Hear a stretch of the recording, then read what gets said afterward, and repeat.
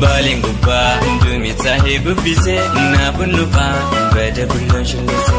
Baaleen gubbaa duumessa heebubbise naafuun dhufaa. Ashama harka fuunee akkam jirtu nagaa keessanii hordoftoota warqii biyya keessaa fi biyya alaa teessanii kan hordoftan maraaf nageenya araarri waaqayyo isiniif haa baay'atu. Akkam jirtu nagaa keessanii nagaa kooti galanni ulfinni waaqayyoof haa ta'u. Isinis nagaa fayyaa akka taatan abdii guddoo waaqayyo irraa qaba. Egaa guyyaa irraa immoo piraankii hiriyyaatii irratti hojjadhee jechuudha. Qabsoon piraankii akkumatti fufetti jira, hin dagatinaatti fufuusaa'e. Kutaa tokkoffaadhaan walitti dhufnee jirra. Hiriyyaatii kan baay'ee jaalladhuu fi kan baay'ee kabaju dhugaa jecha siin qabuuf jechuudha. Hiriyyaa kana qabaachuu jechuun ani beeku akka footti jechuudha.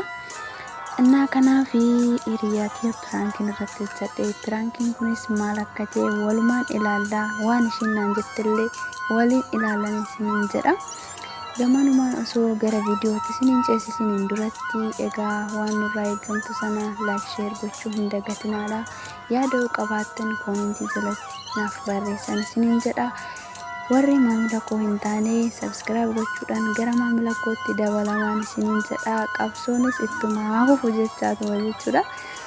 Baay'een isin jaalladha, baay'een isin kabaja hunduma keessaniyyuu. Gamanumaan gara viidiyootitti ceenan isiniin jedha. Turtii gaarii viidiyoo wajjin. Mucaa tokko jaaladhe kanani. Jaaladhe jaalalli irraa na qabe. Amma otuma jiraan sana turre. Amma birrii naan jedhe maal godhu?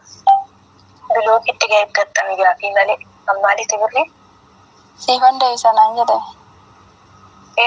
Siifan deebisa naan jedhe. Biyyaa?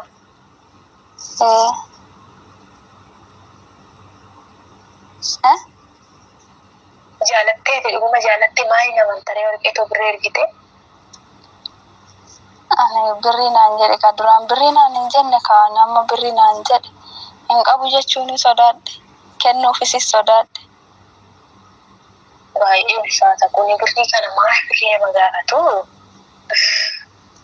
Waan hangoodii namaa tuqu. Birrii kiyya kenneefi ta'uu birrii koo fudhatee bilookina kaayee akkaman godha kaas. Gochuu danda'a namse maali ka birrii nyaattiin godha birrii maaliidhaan waan akkasii kennan beekuu namse birrii ergisiin jedhu dhiifamuu jiru. Kaanis kanaaf asiin mari'achuu dhufe. Maaliif seeta?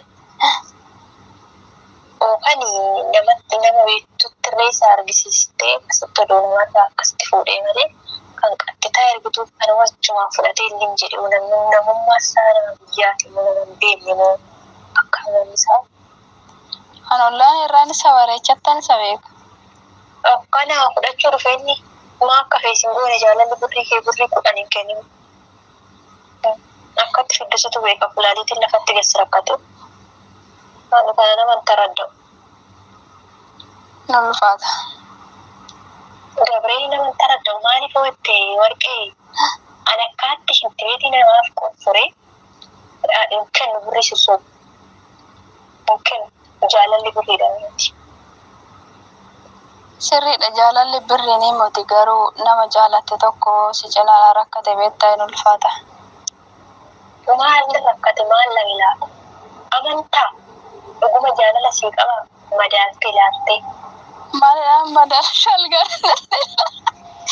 Lakki haalli inni jedhu silaafa isaanii waan qabatan ilaala nama bira ga'anitti biras geechuu ulaagalaalee hunda guute malee maala mana makaa akkam jedhu kaafan baay'ee ulfaata namse. Kanaaf ani birrii kooti siin kennu isas dhiisuun qaba bakka abbo. Ani siin mari'achuun kanaaf anani. Naal dhufanii qoy. Egaa piraankichi addaan citee itti fufaan isiniin jedha. Dhuma isaa hin geenye warra ishiititti dhufe jechuudha. Egaa har'aaf piraankiin keenya kana fakkaata. Piraankii kanarraa mee hiriyyaan dhugaa yeroo kanatti dhuguma jira hiriyyaan nama gorsituu fi hiriyyaan nama loltu dhuguma jirti jennee yoo ilaalle dhugaa ani beeku hin ulfaata. Garuu dhugumatti jecha hin qabuufi ammallee piraankichi itti fufan isiniin jedha. Like share gochuun dagatinadha. Nagaan naa tura.